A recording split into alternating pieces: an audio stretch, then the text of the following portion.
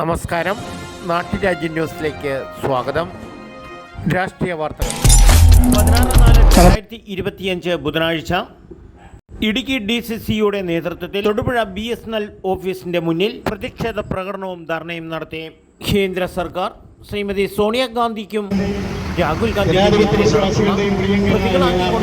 കുറ്റപത്രം സമർപ്പിച്ചതിനെതിരെയായിരുന്നു പ്രതിഷേധം. രാഹുൽ ഗാന്ധിയുടെ അനാവശ്യമായി കേസെടുത്ത് കുറ്റപത്രം സമർപ്പിച്ചിരിക്കുന്ന വളരെ വികലമായ ഒരു പരിപാടിയാണ് ഡൽഹിയിൽ നടന്നുകൊണ്ടിരിക്കുന്നത്.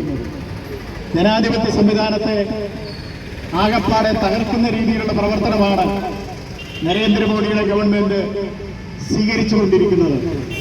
നരേന്ദ്രമോദിയും അമിത്ഷായും തങ്ങൾക്കെതിരെ ആരൊക്കെ ശബ്ദമുയർത്തുന്നോ, പ്രതിപക്ഷം എന്നുള്ളതിൽ പാർലമെന്റിന് പുറത്തും ആരൊക്കെ എന്തെങ്കിലും പറഞ്ഞാൽ അവർക്കെതിരെ പോലീസിനെ കൊണ്ടും ED കൊണ്ടും മറ്റന്വേഷണ ഏജൻസികളെ കൊണ്ടും CBI കൊണ്ടുമൊക്കെ അന്വേഷിപ്പിച്ച് അവരുടെ വായടപ്പിക്കാനുള്ള ശ്രമങ്ങളാണ് നടന്നുകൊണ്ടിരിക്കുന്നത്.